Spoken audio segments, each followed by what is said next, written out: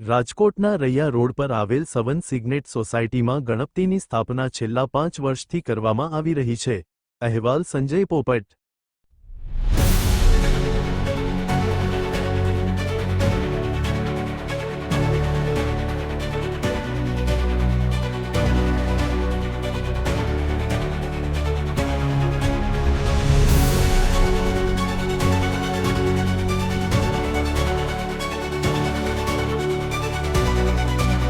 પ્રશાંત ચોકસી છે।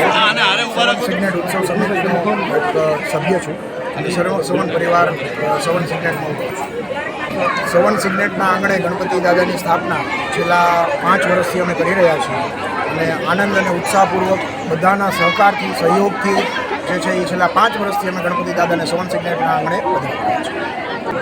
સવન સિગ્નેટ ના ગણપતિ મહોત્સવ સવન સિગ્નેટ ગણપતિ મહોત્સવ 2025 અંતર્ગત અમે વિવિધ કાર્યક્રમો કરીએ છીએ કે જેના દ્વારા અમે દાદાને રાજી કરવાની ભાવનાથી એક ભક્તિ અર્પણ કરવાની ભાવનાથી અમે અલગ અલગ કાર્યક્રમો કરીએ છીએ। જેમ કે પહેલા દિવસે એટલે કે 27 તારીખે અમે દાદાનું વાજતે ગાજતે સામૈયું કર્યું।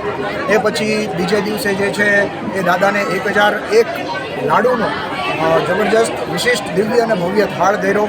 પછી જે છે એ રાત્રે રાસ ગરબાનું પણ આયોજન કર્યું છે કે જેના દ્વારા સમગ્ર સવન સિગ્નેટ પરિવારના યુવકો યુવતીઓ આ બધા દ્વારા જે છે એ ભક્તિ અર્ધ્ય પણ જે છે એ અર્પણ કરવામાં આવે છે। આજે આપ જેમ જોઈ શકો છો એમ સવન સિગ્નેટના દરેક પરિવારના ઘરેથી દરેક સભ્યના ઘરેથી 384 લોકો અહીં રહે છે તો દરેકના ઘરેથી અહીં થાળ જે છે એ એક વસ્તુ લઈ આવવામાં આવી છે અને એક મહાઅન્નકૂટ જે છે એ અહીં કરવામાં આવી રહ્યું છે। આ સિવાય આવતીકાલે દાદાને જેમ શ્રવણ ભક્તિ ગમે છે, દાદાના કાન જે છે એ મોટા હોય છે, આપ સૌ જાણો છો કે એમને શ્રવણ ભક્તિ બહુ ગમે છે, કથા બહુ ગમે છે।